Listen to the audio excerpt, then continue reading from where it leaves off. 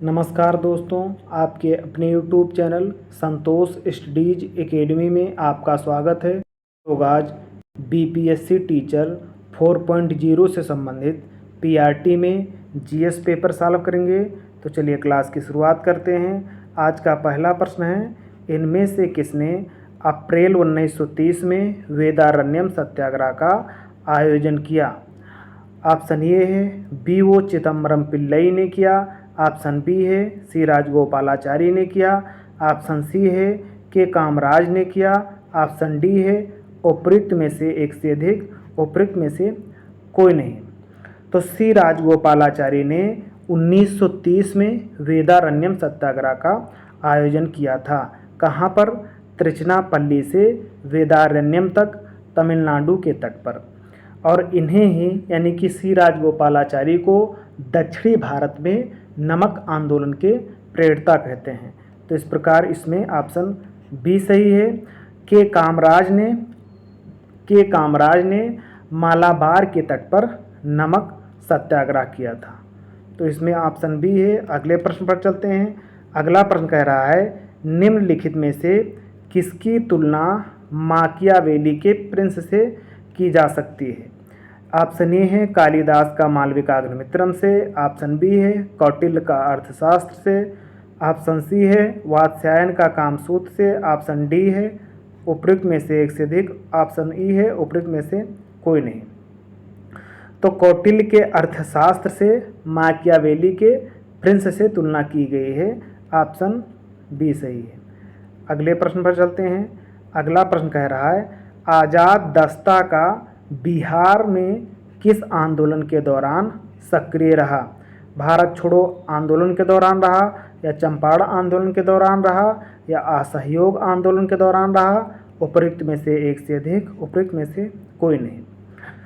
9 अगस्त 1942 ईस्वी को जब भारत छोड़ो आंदोलन की शुरुआत हुई, तब जिस दिन भारत छोड़ो आंदोलन की शुरुआत हुई उसी दिन ऑपरेशन जीरो हावर के तहत 12 बजे रात को कांग्रेस के सभी बड़े नेताओं को गिरफ्तार कर लिया गया, जिसमें जो है जयप्रकाश नारायण को गिरफ्तार करके हजारीबाग जेल में रखा गया।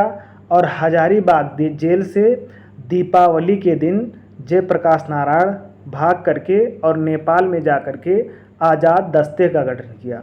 और आज़ाद दस्ते छापामार युद्ध की पद्धति से रात को ब्रिटिश जो पुलिस थी उस पर आक्रमण करते थे। तो किस आंदोलन के दौरान किया था? भारत छोड़ो आंदोलन के दौरान। ऑप्शन ये सही है। अगले प्रश्न पर चलते हैं। अगला प्रश्न कह रहा है कि निम्नलिखित युग्मों पर विचार कीजिए। पहला है, राधाकांत देव ने ब्रिटिश इंडियन एसोसिएशन के प्रथम अध्यक्ष थे। दूसरा है, गुजुलू लक्ष्मी नरसू चेट्टी मद्रास महाजन सभा के संस्थापक थे। तीसरा कह रहा है, सुरेंद्रनाथ बनर्जी इंडियन एसोसिएशन के संस्थापक थे। ऑप्शन ये सही है। ऑप्शन बी कह रहा है केवल 1 और 3 सही है। सी कह रहा है 2 और 3 सही है। डी कह रहा है उपरोक्त में से एक से अधिक। ई कह रहा है उपरोक्त में से कोई नहीं। तो राधाकांत देव के द्वारा ब्रिटिश इंडियन एसोसिएशन की अध्यक्षता की गई। तो आप जो कथन 1 है ये सही है। बी कथन कह रहा है कि गुजुलू लक्ष्मी नरसू ने मद्रास महाजन सभा के स्थापना की थी। तो मद्रास महाजन सभा की स्थापना लक्ष्मी नरसू चेट्टी ने नहीं किया था, इसको किया था जो है वी राघवाचारी ने मद्रास महाजन सभा की स्थापना किया था। तो इस प्रकार इसमें 2 गलत है। सी कह रहा है कि सुरेंद्रनाथ बनर्जी ने इंडियन एसोसिएशन के संस्थापक थे, तो ये भी बात सही है। तो इसमें कथन 2 गलत है। ऑप्शन बी सही है, केवल कथन 1 और 3 सही है और दूसरा गलत है। तो इस प्रश्न में ऑप्शन बी सही है। अगले प्रश्न पर चलते हैं। अगला प्रश्न कह रहा है कि झांसी के पास देवगढ़ में और इलाहाबाद के पास गढ़वा मंदिर में बनी मूर्तियां किस कला के महत्वपूर्ण अवशेष हैं? ऑप्शन बी ये है गुप्त कला के अवशेष हैं। ऑप्शन बी है राष्ट्रकूट कला। ऑप्शन सी है मौर्य कला। ऑप्शन डी है उपरोक्त में से एक से अधिक। ऑप्शन ई है उपरोक्त में से कोई नहीं। तो देवगढ़ और गढ़वा मंदिर में गुप्त कला से संबंधित मूर्तियों के अवशेष हैं। ऑप्शन ये सही है। अगले प्रश्न पर चलते हैं। अगला प्रश्न कह रहा है राजस्थान के माउंट आबू का दिलवाड़ा जिसके लिए समर्पित है, जैन तीर्थंकर के लिए समर्पित है या हिंदू देवी देवताओं के लिए समर्पित है, सोलंकी नियम के लिए समर्पित है, उपरोक्त में से एक से अधिक, उपरोक्त में से कोई नहीं। तो राजस्थान का जो माउंट आबू है ये दिलवाड़ा का जैन मंदिर से कहते हैं, तो ये जैन तीर्थंकर से समर्पित है। ऑप्शन ये सही है। अगले प्रश्न पर चलते हैं। अगला प्रश्न कह रहा है त्रिपिटक शास्त्रों के सिद्धांत कैनन ऑफ स्क्रिप्चर्स स्पेस के लिए एक शब्द है, हिंदू के लिए है या हिंदू और बौद्ध दोनों के लिए है या बौद्ध के लिए है, उपरोक्त में से एक से अधिक, उपरोक्त में से कोई नहीं। जो त्रिपिटक है ये किसका ग्रंथ है? त्रिपिटक बौद्ध धर्म का ग्रंथ है। त्रिपिटक बौद्ध धर्म का ग्रंथ है, तो इसलिए त्रिपिटक शास्त्रों के सिद्धांत जो है वो बौद्ध धर्म से संबंधित है। ऑप्शन सी सही है। अगले प्रश्न पर चलते हैं। अगला प्रश्न कह रहा है कि सीमांत गांधी के नाम से किसे यानी कौन जाने जाते थे? सीमांत गांधी के नाम से अब्दुल गफ्फार खान जाने जाते थे या शौकत अली, मोहम्मद अली जिन्ना, उपरोक्त में से एक से अधिक, उपरोक्त में से कोई नहीं। सीमांत गांधी के नाम से अब्दुल गफ्फार खान जाने जाते थे। इनका एक दल था जिसे लाल कुर्ती दल कहते थे। ये इनके जो दल के लोग थे, लाल कुर्ती दल के लोग, वो लाल ड्रेस पहनते थे, यानी कि जो शर्ट पहनते थे ये लाल होती थी। और इन्होंने नमक सत्याग्रह का आयोजन पश्चिमोत्तर भारत में किया है, यानी वर्तमान में जो पाकिस्तान है वहाँ पर इन्होंने नमक सत्याग्रह का आयोजन किया है। और ये गांधी जी के विचार से प्रभावित राष्ट्रीय आंदोलन में एक नेता थे। इन्होंने भारत विभाजन का भी विरोध किया था। तो ऑप्शन ये सही है। इन्हें सीमांत गांधी के नाम से जानते हैं और ये भारत रत्न पाने वाले पहले विदेशी व्यक्ति थे। कौन? अब्दुल गफ्फार खान। ऑप्शन ये सही है। अगले प्रश्न पर चलते हैं। अगला प्रश्न कह रहा है निम्नलिखित में किस युद्ध में मुख्य विरोधियों का सही उल्लेख नहीं किया गया है? ऑप्शन ये कह रहा है पानीपत का प्रथम युद्ध कहाँ पर बाबर और इब्राहिम लोदी के बीच हुआ, पानीपत का द्वितीय युद्ध टीपू सुल्तान और मराठा के बीच हुआ, हल्दी घाटी का युद्ध महाराणा प्रताप अकबर के बीच हुआ, उपरोक्त में से एक से अधिक, उपरोक्त में से कोई नहीं। तो पानीपत का प्रथम युद्ध बाबर और इब्राहिम लोदी के मध्य हुआ, पहला कथन सही है।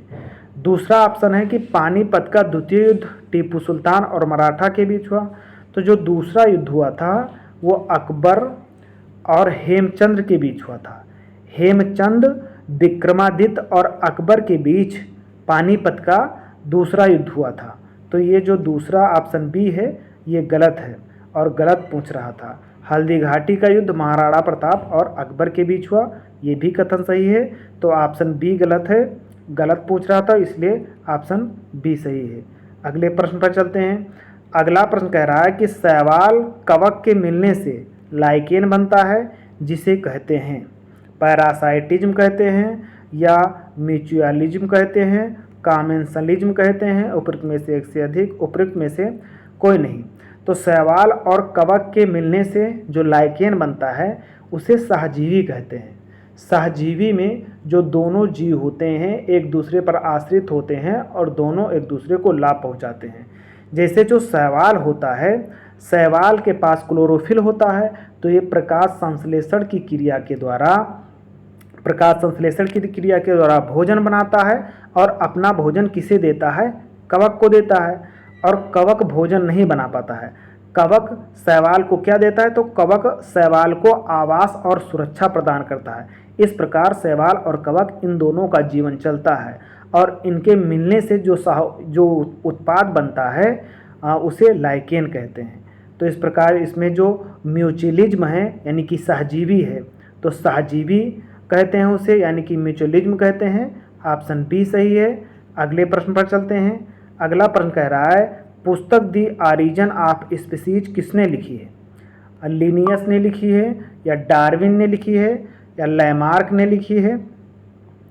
जो स्पीसीज पुस्तक है ऑरिजिन ऑफ स्पीसीज, इसे डार्विन ने लिखी है। ऑप्शन सी सही है।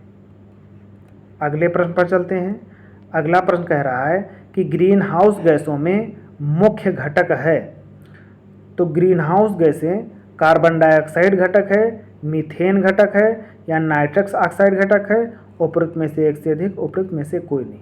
देखिए, जो ग्रीन हाउस गैसें हैं तो 6 ग्रीन हाउस गैसें हैं। सबसे पहले क्या है? Carbon dioxide. फिर क्या है? नाइट्रस ऑक्साइड N2O जिसे कहते हैं। तीसरा है ओजोन 3। चौथा है मीथेन यानी कि CH4। और क्या है? और है जलवाष्प और है CFC। 1 2 3 4 5 6, ये 6 गैसें ग्रीन हाउस गैसों के अंतर्गत आते हैं, जिसमें से सबसे अधिक जो प्रभावी होता है ग्रीन हाउस गैस में वो कार्बन डाइऑक्साइड गैस होता है। ये 50% के आसपास होता है ग्रीन हाउस गैस में। और मीथेन दूसरे नंबर पर मीथेन होता है। तो इसमें 6 गैस है, तो इसमें सारी गैसें आती हैं। मीथेन भी है, कार्बन डाइऑक्साइड भी है, नाइट्रस ऑक्साइड भी है। तो इसमें कौन सा ऑप्शन सही होगा? उपरोक्त में से एक से अधिक, ऑप्शन डी सही होगा। अगले प्रश्न पर चलते हैं। अगला प्रश्न कह रहा है कि परिवर्तन मंडल या क्षोभ मंडल में तापमान, ये है ऊंचाई के साथ घटता है, बी है ऊंचाई के साथ बढ़ता है, सी कह रहा है कि अपरिवर्तित रहता है, डी कह रहा है उपरोक्त में से एक से अधिक, ई कह रहा है उपरोक्त में से कोई नहीं। तो परिवर्तन मंडल या क्षोभ मंडल में ऊंचाई के साथ तापमान बढ़ता है। 165 मीटर की ऊंचाई पर 165 मीटर की ऊंचाई पर 1 डिग्री सेंटीग्रेड तापमान बढ़ जाता है, यानी घट जाता है। अच्छा, और 1 किलोमीटर की ऊंचाई पर 1 किलोमीटर की ऊंचाई पर तापमान 6.5 डिग्री सेंटीग्रेड घट जाता है। यानी कि क्षोभ मंडल या परिवर्तन मंडल में ऊंचाई के साथ तापमान घटता है। कितना घटता है? 165 मीटर की ऊंचाई पर 1 डिग्री सेंटीग्रेड और 1 किलोमीटर की ऊंचाई पर 6.5 डिग्री सेंटीग्रेड तापमान घटता है। तो ऑप्शन ये सही है कि ऊंचाई के साथ तापमान घटता है। अगले प्रश्न पर चलते हैं। अगला प्रश्न कह रहा है कि भारत में मैंग्रोव वनस्पति अधिक विस्तृत रूप में पाई जाती है। मालाबार तट पर, मालाबार केरला का तट है। दूसरा कह रहा है सुंदरवन, ये पश्चिम बंगाल में है। तीसरा कह रहा है कच्छ का रण, ये गुजरात में है। उपरोक्त में से एक से अधिक, उपरोक्त में से कोई नहीं। तो भारत में मैंग्रोव वनस्पति सबसे अधिक कहाँ पाई जाती है? सुंदरवन में पाई जाती है। फिर दूसरे नंबर पर कच्छ के रण में पाई जाती है और तीसरे नंबर पर मालाबार तट में। तो सबसे अधिक पूछ रहा है, तो ऑप्शन बी सही है। सुंदरवन पश्चिम बंगाल में सबसे अधिक मैंग्रोव वनस्पति पाई जाती है। ऑप्शन बी सही है। अगले प्रश्न पर चलते हैं। अगला प्रश्न कह रहा है कि रेशम के कीड़े पालने को कहते हैं, क्या कहते हैं? एपीकल्चर कहते हैं या हार्टिकल्चर कहते हैं या सेरीकल्चर कहते हैं। उपरोक्त में से एक से अधिक, उपरोक्त में से कोई नहीं। तो रेशम कीट पालन को सेरीकल्चर कहते हैं। ऑप्शन सी सही है। एपीकल्चर किसे कहते हैं? मधुमक्खी पालन को एपीकल्चर कहते हैं। हार्टिकल्चर किसे कहते हैं? जो बागवानी कृषि होती है उसे हार्टिकल्चर कहते हैं। इसमें जो है फूल, सब्जी, फल, चाय, कहवा, ये सारी चीज़ें आते हैं हार्टिकल्चर या बागवानी कृषि में। तो रेशम कीट पालन से संबंधित सेरीकल्चर है। ऑप्शन सी सही है। और अगले प्रश्न पर चलते हैं। अगला प्रश्न कह रहा है कि निम्नलिखित में से कौन प्रायद्वीपीय पठार का भाग नहीं है? गारो पहाड़ियाँ नहीं है या विंध्य पहाड़ियाँ नहीं है, जयंतिया पहाड़ियाँ, उपयुक्त में से एक से अधिक, उपर्युक्त में से कोई नहीं। प्रायद्वीपीय पठार का जो सबसे उत्तरी भाग है वो सतपुड़ा श्रेणी है। प्रायद्वीपीय जो पठार है इसका आकार कैसा है? प्रायद्वीपीय पठार का आकार ये त्रिकोणीय है, यानी त्रिकोणीय है इसका पठार। तो इसके उत्तर में सतपुड़ा श्रेणी है। और पश्चिम में यहाँ तक गुजरात तक फैला है। और यहाँ पूरब में कहाँ तक है? तो पूरब में ये मेघालय का पठार या शिलांग के पठार तक फैला हुआ है। उत्तर में सतपुड़ा श्रेणी और पूरब में मेघालय का पठार या शिलांग का पठार, और यहाँ पश्चिम में गुजरात, और उत्तर पश्चिम में यहाँ पर अरावली पर्वत श्रेणी है, तो अरावली पर्वत श्रेणी तक यहाँ पर कन्याकुमारी है। तो इस प्रकार इसमें पूछ रहा है कौन सा नहीं है, तो गारो पहाड़िया है, क्योंकि मेघालय या शिलांग के पठार में गारो, खासी, जयंतिया ये 3 पहाड़ियाँ पाई जाती हैं। तो गारो पहाड़िया है, जयंतिया पहाड़िया है। ये जो विंध्य पहाड़ी है ये भारत को 2 भागों में बांटती है, और ये सतपुड़ा श्रेणी के ऊपर है, तो इसलिए जो विंध्य श्रेणी है वो प्रायद्वीपीय पठार का भाग नहीं है और नहीं पूछ रहा है, तो ऑप्शन बी सही है। अगले प्रश्न पर चलते हैं। अगला प्रश्न कह रहा है कि गंगा 5 संकर किस्म किस फसल की है? मटर की है या गेहूं की है, कपास की है, उपरोक्त में से एक से अधिक, उपर्युक्त में से कोई नहीं। गंगा 5 फसल ये मक्का की है, तो ऑप्शन इसमें ई सही होगा, उपरोक्त में से कोई नहीं। ऑप्शन ई सही है। अगले प्रश्न पर चलते हैं। अगला प्रश्न कह रहा है कि दूध के दही में रूपांतरण इसकी अच्छी पोषक क्षमता किसकी वृद्धि के कारण होती है? B12 की वृद्धि के कारण, या विटामिन ए के कारण, विटामिन डी के कारण, उपरोक्त में से एक से अधिक, उपरोक्त में से कोई नहीं।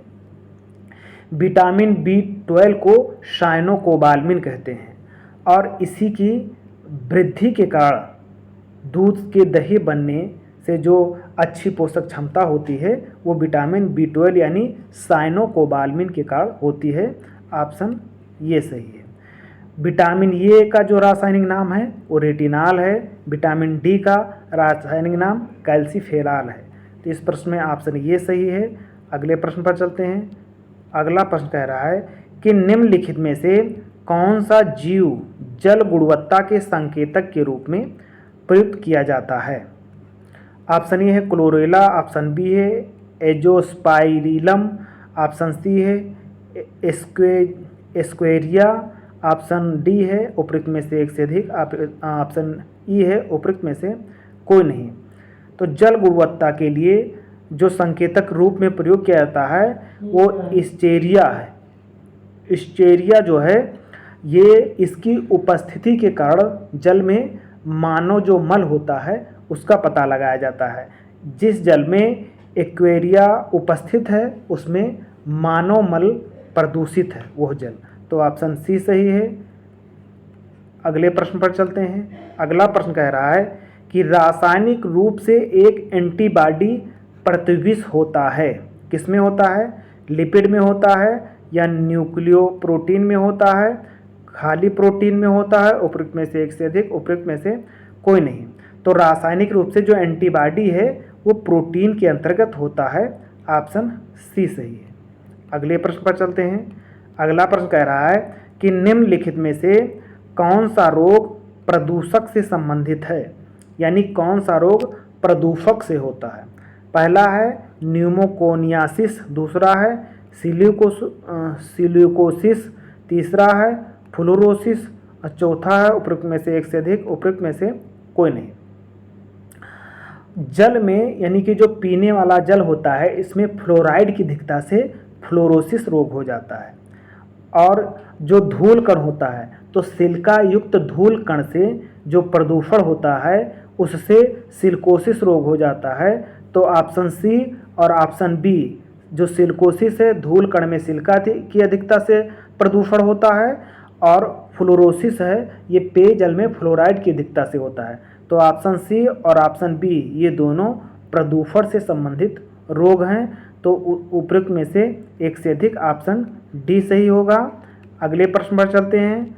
अगला प्रश्न कह रहा है निम्नलिखित में से कौन सा युग्म नहीं है, यानी कि सुमेलित नहीं है? विटामिन है और यहाँ पर प्रचुर स्रोत है।